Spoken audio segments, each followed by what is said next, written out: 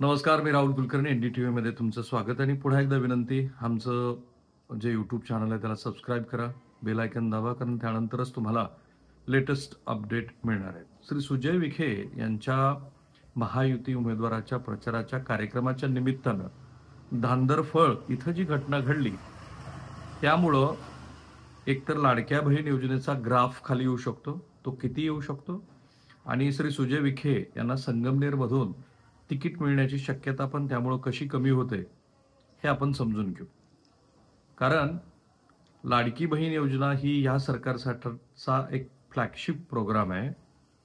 4,60,00,000 ज्या महिला मतदार आहेत त्यातल्या 50% म्हणजे साधारणपणे 2,60,00,000 महिला मतदारापर्यंत ह्या सरकारनं लाडक्या बहीण योजनेचे पैसे जावेत आणि त्यायोगे निवडणूक जिंकता यावी यासाठीचा यत्न केला. कारण अर्थसंकल्पामध्ये ही योजना मध्य प्रदेशकडून घेतलेली, कारण लोकसभा निवडणुकीमध्ये जशा पद्धतीचा पराभव महायुतीला पाहावा लागला, त्यानंतर सरकारला ही योजना आठवली आणि मग 45,000 कोटी रुपयाचं अर्थसंकल्पीय तरतुदीसह ही योजना आली.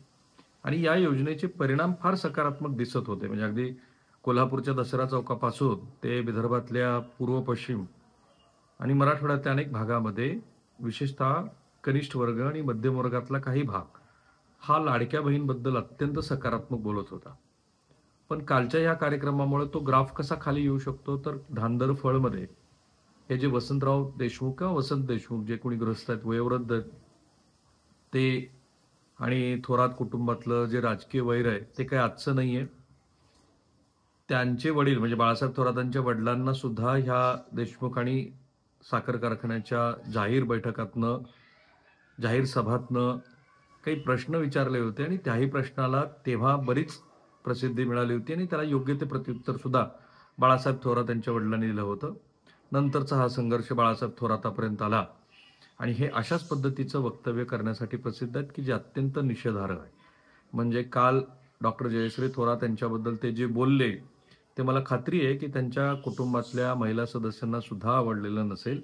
जाहीर कार्यक्रमामधून बोलत असताना आपण ज्या पद्धतीच्या भाषेचा वापर करतो, अर्थात ज्या पद्धतीची सोशल मीडियावरती सध्या दोन्ही बाजूला लढाई सुरू आहे, त्यात लगोलग प्रत्युत्तर म्हणून की ज्याची तुलनाच होऊ शकत नाही. कारण एक चुकीची गोष्ट सांगण्यासाठी दुसऱ्या चुकीच्या गोष्टीला सामोरे उभा करून, जसं श्री संजय राऊत हे जी भची बाराखडी महाराष्ट्रात सतत सांगत असतात आणि ते जाहीर टेलिव्हिजनमधून अवघा महाराष्ट्र बघत असतो, त्याच संजय राऊत यांनी श्रीमती पाटकर यांच्याबद्दलची जी वापरलेली भाषा आहे जी अत्यंत निषेधार्ह आहे, त्याचे ऑडिओ क्लिप्स हे वसंत देशमुख यांना काउंटर म्हणून सोशल मीडियावरती व्हायरल केले गेलेत. आणि मग जे वसंत देशमुखांच्या निमित्ताने सुजय विखे यांना प्रश्न विचारतात त्यांना सुद्धा हे व्हिडिओ टॅग केले जात आहेत, ऑडिओ टॅग केला जातोय. सो धांदरफळमध्ये ही जी महायुतीची सभा होती, त्या प्रचार सभेमध्ये हे वसंत देशमुख बोलले तेव्हा सुजय विखे हे स्टेजवरती होते. आता सुजय विखेंचा दावा आहे की जेव्हा देशमुख बोलले तेव्हा त्यांनी ऐकलंच नाही. तेव्हा डिफेन्स मला दिवंगत बाळासाहेब ठाकरे हे स्टेजवरती असताना तेव्हाचे आपलेच मुख्यमंत्री मनोहर जोशी यांच्याबद्दल जे बोलले होते, आणि ते बोल मनोहर जोशींना जेव्हा दुसऱ्या दिवशी पत्रकारांनी विचारलं तेव्हा ते म्हणाले की मला बाळासाहेब असं काही बोलल्याचं आठवलंच नाही, म्हणजे मी ऐकलंच नाही. तर हा जो मोठा संदर्भ मी दिला त्यातलाच ही एक छोटी कॉपी आहे की जे स्टेजवरती घडलं ते मला माहीत नाही. कारण त्यातला डिफेन्सचा भाग काय, तर सुजय विखे असं म्हणतात की तेव्हा स्टेजच्या समोर माईक होता, स्पीकर होते आणि स्टेजवरती बसलेल्या लोकांना ते जे काही वक्ते बोलतात ते ऐकूच आलं नाही. मी फोनवरती बिझी होतो आणि मी या घटनेचा निषेध करणारच होतो, या वक्तव्याचा निषेध करणारच होतो. तेव्हा या थोरातांच्या महिला कार्यकर्त्या आल्या आणि त्यांनी गोंधळ घातला, माझं भाषण बंद पाडलं, लोणीकडे जाणाऱ्या अनेक गाड्यांची तोडफोड केली. आणि महायुती, आणि ही चांगली गोष्ट आहे की त्यांनी महायुतीच्या वतीनं वसंत देशमुख यांच्या या वक्तव्याचा निषेध केला, त्यांच्यावरती कायदेशीर कारवाई व्हावी असं म्हटलं. पण पुढे एक डिस्क्लेमर दिलं की हे करत असताना पोलिसांनी लगोलग माझी गाडी कुणी फोडली, माझ्या विरोधामध्ये कट कुणी आखला, मला जीवे मारण्याचा कसा प्रयत्न झाला याची पण चौकशी करावी आणि त्या योग्य ती पोलीस कारवाई करावी. वसंत देशमुख यांच्यावरती 4 गुन्हे दाखल झालेत, नॉन कॉग्निझेबल असतात असे गुन्हे.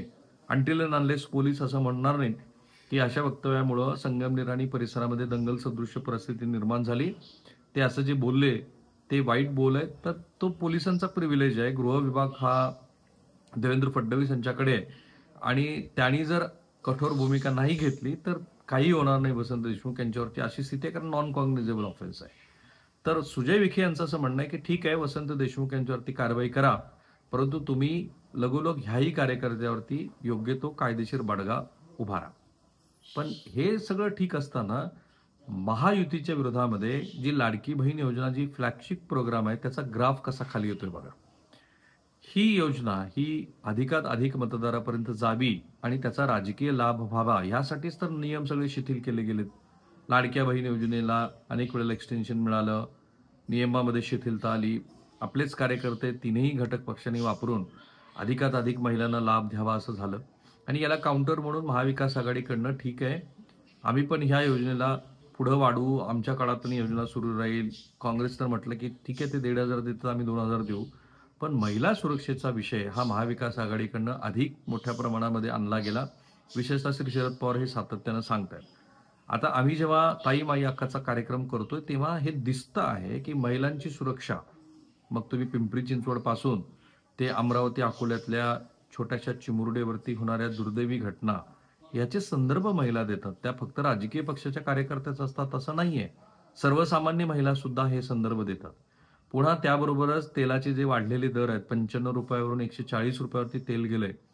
अगदी नारळाचे दर हे 100% वाढलेले आहेत, याचाही संदर्भ दिला जातो. आणि मग महिलांची सुरक्षितता, वाढलेले दर, वाढलेली महागाई ही जेव्हा तुमचा ग्राफ कमी करते, तेव्हा भारतीय जनता पार्टीच्या नेत्याच्या कार्यक्रमामध्ये जी अशी वक्तव्य केली जातात त्याचे ऑब्व्हियस परिणाम होणार आहेत. विशेषतः मध्यम वर्ग आणि त्यावरच्या वर्गाला असं वाटतंय की हा टॅक्सपेअरचा पैसा आहे, निवडणुका जिंकण्यासाठी तुम्ही अशा पद्धतीनं पैसे वापरत आहात की जे अयोग्य आहे, आणि सोबत महिलांची सुरक्षा.